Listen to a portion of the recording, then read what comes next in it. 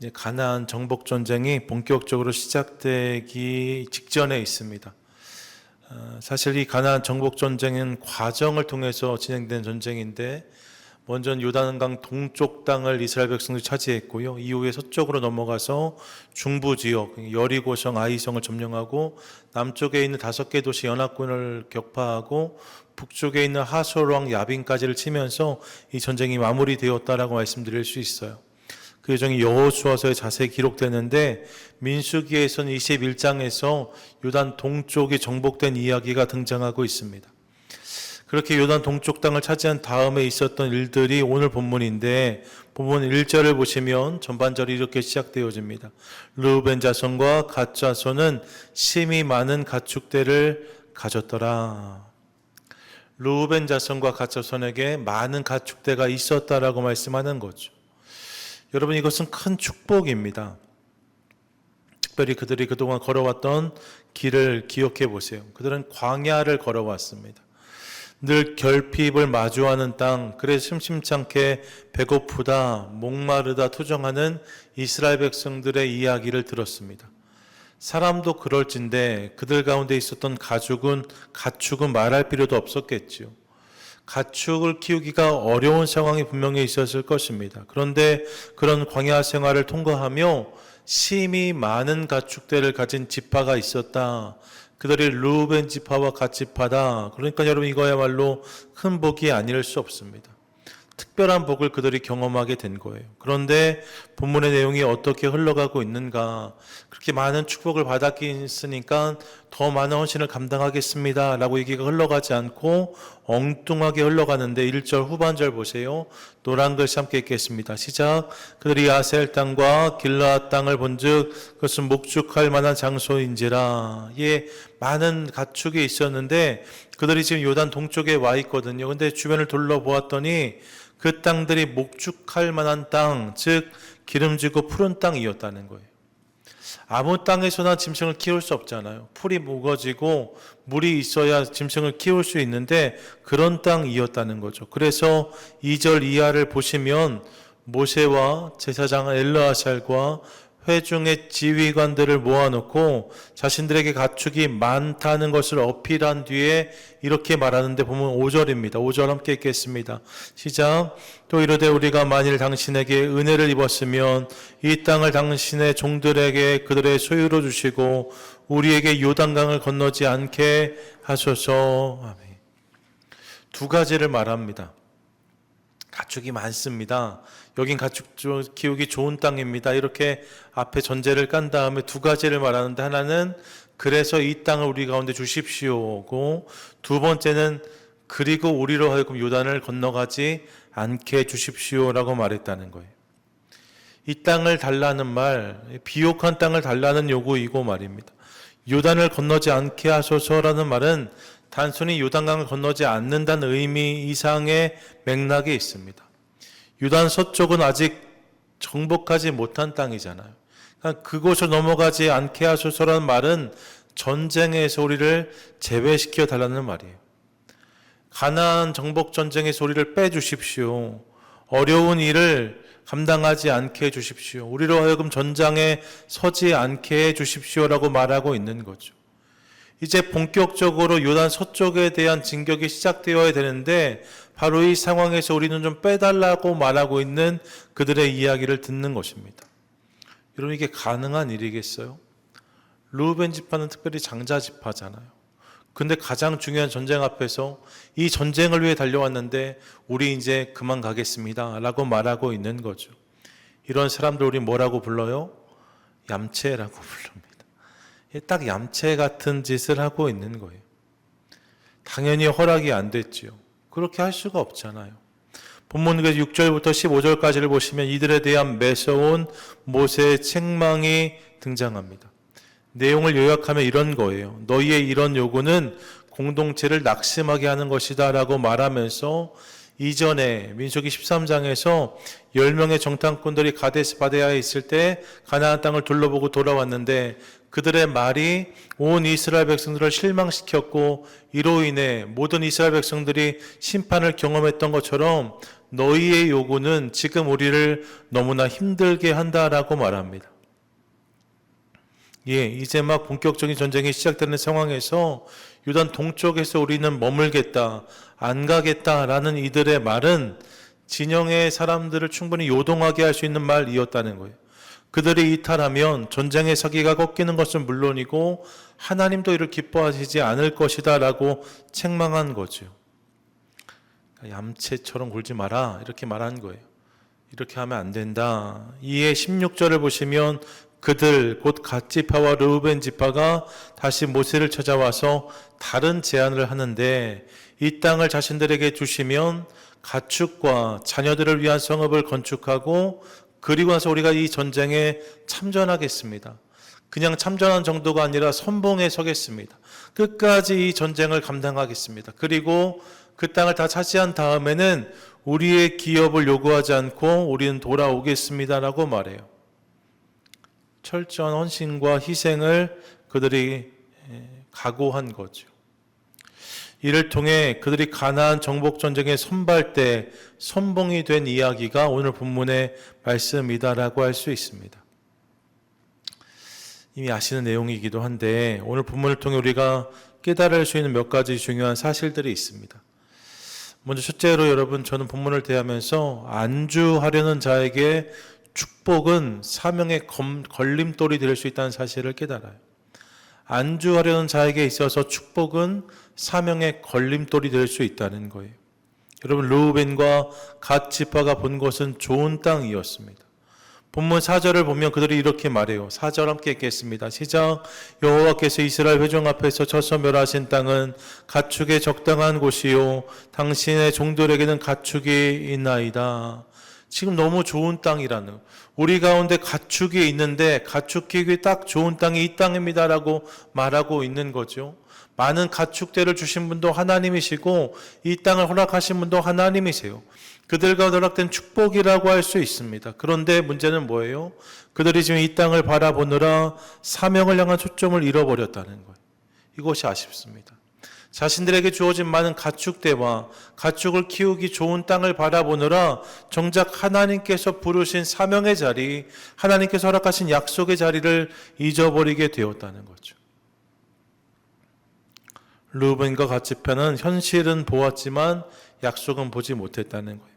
조건은 보았지만 부르심은 보지 못했다 합니다. 자신들의 가축은 보았지만 함께 싸워야 될 형제들을 보지 못하고 있는 그들의 모습을 확인하게 되는 거죠. 정말로 중요한 것이 있는데 그것을 놓치고 있는 그들의 모습이 아쉽다는 거예요. 특별히 그들 가운데 주어진 축복의 조건들이 이런 사명의 걸림돌이 되고 있다는 사실이 더욱더 아쉽습니다. 그런데 여러분, 인생에도 이런 순간들이 있을 수 있어요. 현실적으로 맞는 일들이 있습니다. 경제적으로 더 도움이 돼요. 가족들에게 더 편리할 것 같습니다. 이것을 선택하면 좀 더 유리한 삶을 살아낼 수 있을 것 같아요. 그런데 그것을 선택하느라 하나님을 잃어버리고 예배를 놓치고 사명을 상실하는 경우가 있을 수 있다는 거예요. 요즘 LA 지역도 뉴욕도 마찬가지인데 요즘에 사역자가 없어서 아주 어렵습니다. 지역마다 사역자가 이제 너무 부족해서 저한테도 수시로, 제 젊은 목회자니까 혹시 친구나 후배 중에 누구 없냐, 또 EM 사역자 중에 누구 소개할 사람 없냐 연락이 오게 되어져요. 근데 실은 그렇지 않았거든요. 근데 갑자기 사역자가 확 줄었어요. 왜 그럴까 생각하다가 최근에 제가 어디 모임에 들었던 이야기 중에 하나는 팬데믹 이후에 이 상황이 되게 심화됐다는 거예요. 특별히 젊은 사역자들 사이에 말입니다. 근데 그 이유가 뭐냐 봤더니 팬데믹 때 대부분 교회 출근하지 못했잖아요. 그러니까 주중에 일들을 많이 했다는 거죠. 그냥 간단히 할 수 있는 일들 말입니다. 특별히 그 당시에 배달 많이 했던 거 기억하실 거예요. 우버 많이 했잖아요. 근데 우버 하면 한 달에 보통 6,000불, 7,000불, 많이 벌면 그 이상도 번다고 하더라고요. 그러니까 그만큼을 버니까 팬데믹이 끝난 다음에도 사역으로 돌아오지 못하는 사람들이 생각보다 많다는 이야기를 들었습니다. 또 이 이야기 듣고 또 우버 알아보는 분이 계실지 모르겠는데 제가 그 얘기를 들었어요. 그럴 수 있다는 거예요. 그냥 그렇게 주중에 라이드 하는 것만으로도 충분히 아니요. 교회보다 더 많은 수입을 얻을 수 있으니까 굳이 사역의 현장으로 돌아오지 않으려고 하는 사역자들이 있다는 이야기를 들었습니다. 오늘 본문을 묵상하는데 그 이야기가 떠올랐어요. 그럴 수 있다는 거예요. 본문 속 그날 갓지파와 르우벤 지파의 이야기가 얼마든지 오늘 우리들의 이야기가 될 수 있다는 거죠. 그리고 이런 흔들림이 생기면 축복은 사명을 이루는 도구가 아니라 걸림돌이 된다는 사실을 깨닫습니다. 많은 가축이 사명의 길에 걸림이 되었던 것처럼 우리 삶에 주어진 많은 이유와 조건들이 하나님께 순종하고 충성할 수 있는 것에 방해가 될 수 있다는 거예요. 걸림이 될 수 있다는 거죠. 더 헌신하고 더 충성하고 더 순종할 수 있는데 그러지 못하는 이유와 핑계거리들이 그 가운데 생겨날 수 있다는 것입니다. 그러므로 사랑하는 여러분, 안주하고 싶은 유혹을 거절하는 저와 여러분 우리 모두가 되시기를 축복합니다. 하나님께서 주시는 은혜와 축복을 사명의 걸림돌 삼지 마십시오. 오히려 그것을 가지고 주께 더욱더 나아가는 우리가 될 수 있기를 원합니다. 여러분, 우리가 바라봐야 될 곳은 가축이 먹을 풀이 많은 땅이 아니라 하나님의 약속이 이루어지는 땅이에요. 가축에게 줄 풀이 많은 땅이 아니라 하나님의 약속이 임하는 땅, 거기가 우리 목적지라는 거죠. 거기까지 나아가야 돼요. 그 중간에 풀이 좀 많다고, 그 중간에 가축이 좀 많이 성장했다고 거기서 머물면 안 된다는 거죠. 이 사실을 기억하며 주어진 축복을 디딤돌 삼고 또 오늘 삶에 주어진 모든 것들을 도약대 삼아서 주께 더욱 순종하고 충성하는 저와 여러분 우리 모두가 되시기를 축복합니다. 아멘. 안주하는 자에게 축복은 걸림돌이 될 수 있다. 더불어 본문을 통해서 깨닫는 두 번째가 있습니다. 그것은 나의 멈춤이 공동체의 낙심이 될 수 있다는 것, 이걸 깨닫습니다. 요단 동쪽 땅에 만족했다면 거기에 안주하겠다 말했던 갓지파와 르우반 지파의 이야기를 대하면서 이것이 그들의 사명에 대한 망각이라고 말씀드렸어요. 하나님의 명령, 하나님의 부르심을 잃어버린 모습이었다 말씀드렸어요. 이게 아쉬운 거죠.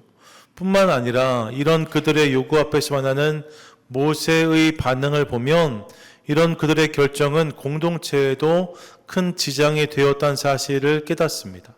본문 7절인데 7절 함께 읽겠습니다. 시작.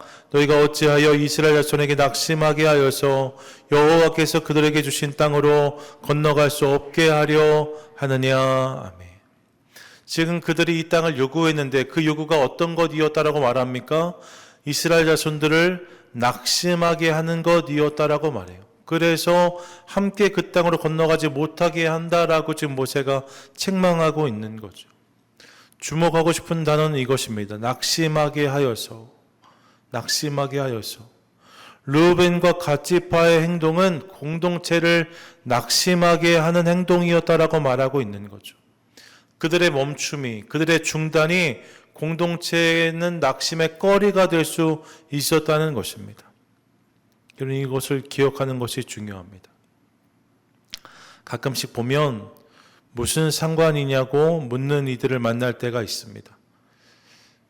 무슨 상관이냐 이렇게 말하는 분들을 만날 때가 있어. 내가 안 하겠다는데 무슨 상관이냐, 내가 안 가겠다는데 무슨 상관이냐, 난 이게 좋은데 무슨 상관이냐고 묻는 이들을 만날 때가 있습니다. 이게 무슨 상관이냐, 무슨 말이에요? 이게 내 결정인데 당신과 무슨 관계가 있느냐라고 묻는 거죠. 이건 내 결정인데 왜 당신이라고 묻는 거예요. 물론 맞아요.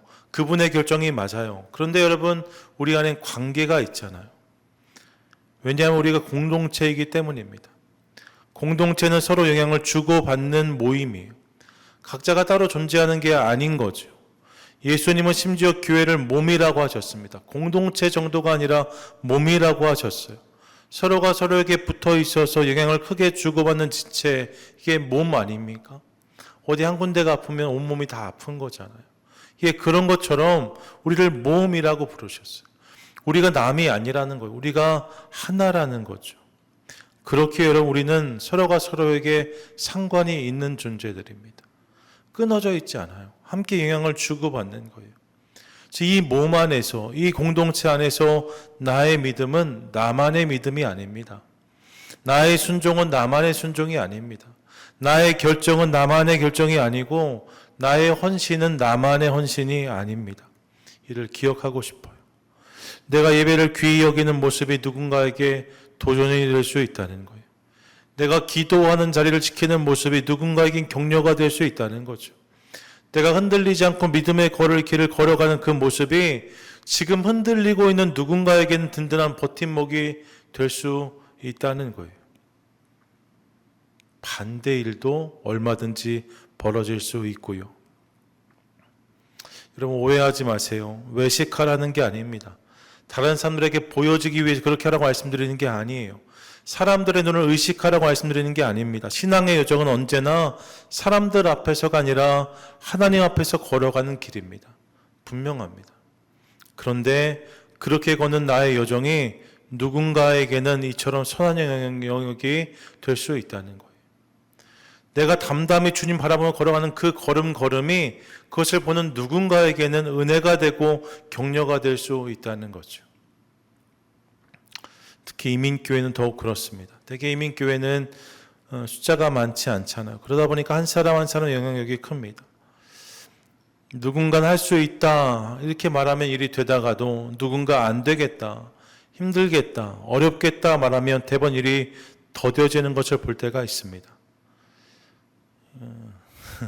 우리 교회 일 아니고요 뭐 이런 사족을 붙이잖아요. 실제로 우리 교회 그런 일 별로 없죠. 때로는 이런 일들을 만날 때가 있습니다.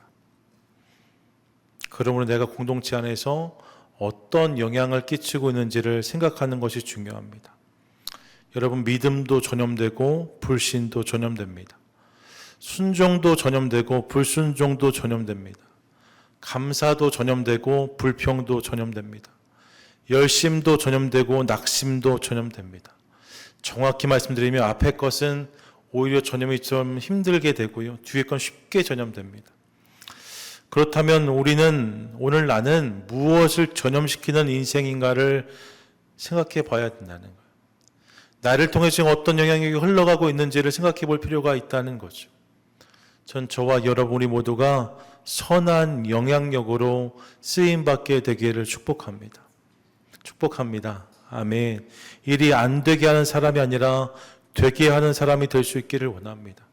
낙심케 하는 사람이 아니라 열심을 내게 하는 사람이 우리가 될 수 있기를 원합니다. 우리 한 사람 한 사람이 그 역할을 감당할 때 우리가 다 함께 가나안 땅으로 들어갈 수 있다는 거예요. 여러분 성도는 혼자 천국 가는 사람이 아닙니다. 함께 약속의 땅을 향해 걸어가는 사람들입니다. 이게 공동체이고 이게 몸인 거예요.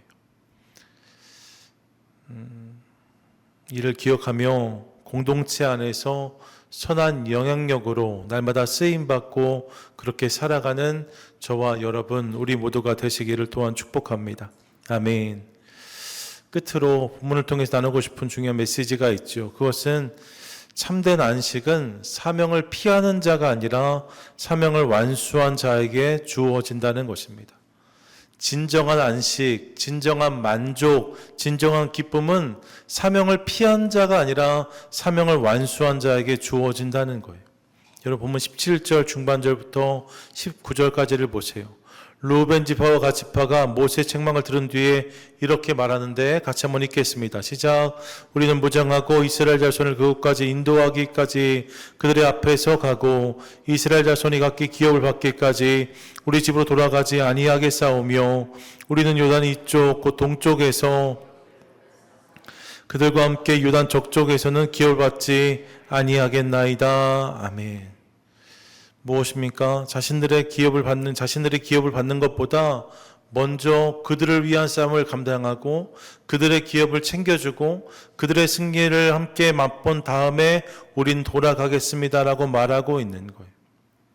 처음에는 우리 걸 먼저 챙기겠습니다 말했던 그들인데 이제는 우리가 저들을 위해 형제들과 함께 이 전쟁을 감당하며 그 땅의 거민들과 싸우겠다라고 말합니다. 그러면서 우리의 기업은 이미 받았으니 이 땅에서 유단 저쪽에서는 우리의 기업을 받지 않겠습니다 말하고 있는 그들의 고백을 듣습니다.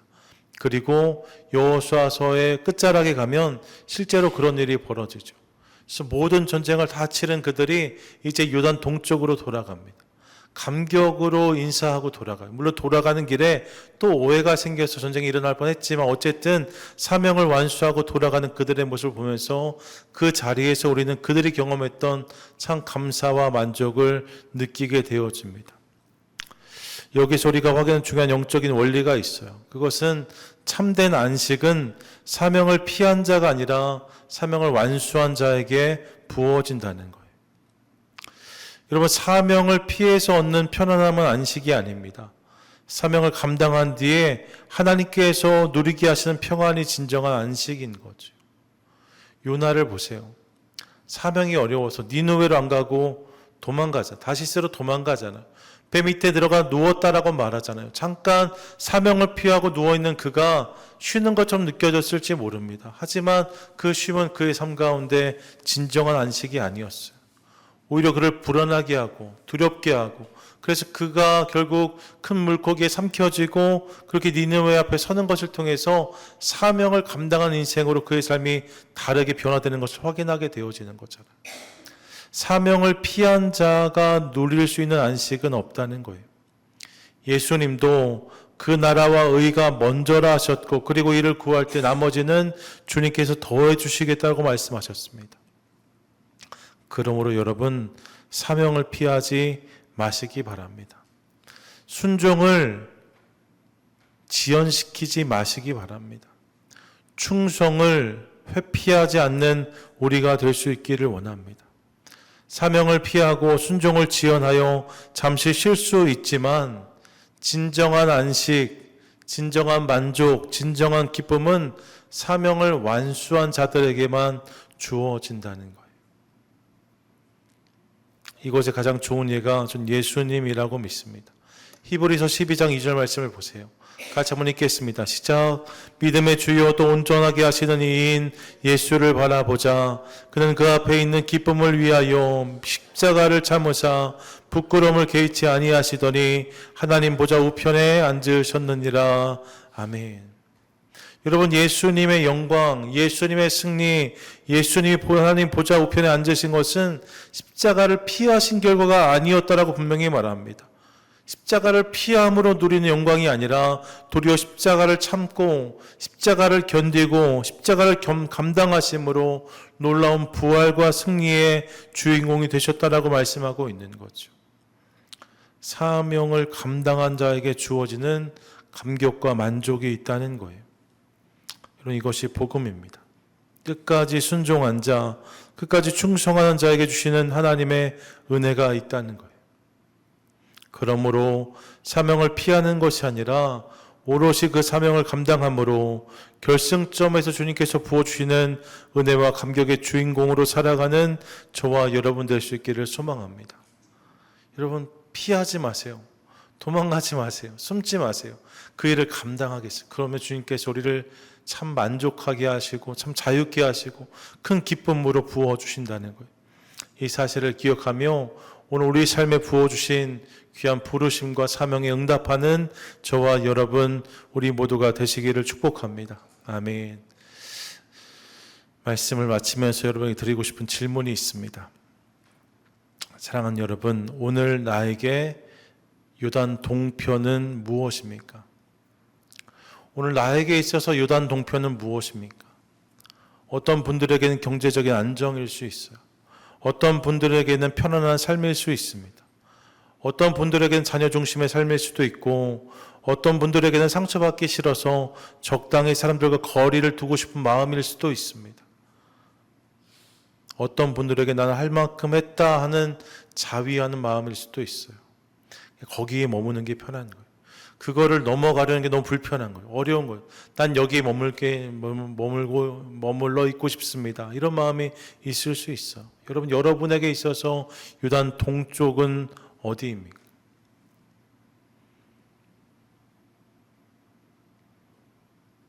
주님 우리 가운데 이렇게 말씀하세요. 요단 동쪽에서 안주하지 말고 서편으로 오라고 하십니다. 요단 이쪽에서 멈추지 말고 저쪽까지 나아오라고 하십니다. 이를 통해서 놀라운 승리의 주인공이 되라고 말씀하세요. 이쪽에 머물러 사명을 피하지 말고 저쪽까지 나아감으로 사명을 감당하라고 하십니다. 이를 통해서 하나님의 놀라운 역사에 참여하는 인생을 살아가라고 말씀하고 있는 거죠. 바라기는 이 밤 그 부르심에 반응하고 응답하는 저와 여러분 우리 모두가 될 수 있기를 간절히 소망합니다. 여러분 오늘 갓 지파와 르우벤 지파가 우리 여기 머물겠습니다 하고 말했을 때 그들의 마음과 표정을 상상해 보세요. 어떤 마음과 어떤 표정으로 그들이 이 이야기를 했을까? 사실 말하면서도 좀 어렵지 않았겠습니까? 창피하지 않았겠습니까? 떳떳하지 못하는 거잖아요. 그런데 여러분 여호수아서 마지막에 모든 싸움을 감당한 다음에 말입니다. 이스라엘 가운데 부어진 하나님 놀라운 승리를 경험한 다음에 돌아갈 그들의 모습과 표정을 상상해 보세요. 얼마나 기뻤을까요? 얼마나 감사했을까요? 얼마나 감격스러웠을까요? 전 저와 여러분 우리 모두의 표정과 삶이 후자의 것이 될 수 있기를 간절히 소망합니다. 이를 기억하며 끝까지 부르심에 순종함으로 우리의 지경이 확장되어지고 하나님 역사의 주인공으로 살아가는 저와 여러분 우리 모두가 되시기를 주님의 이름으로 간절히 축원드립니다. 아멘, 아멘.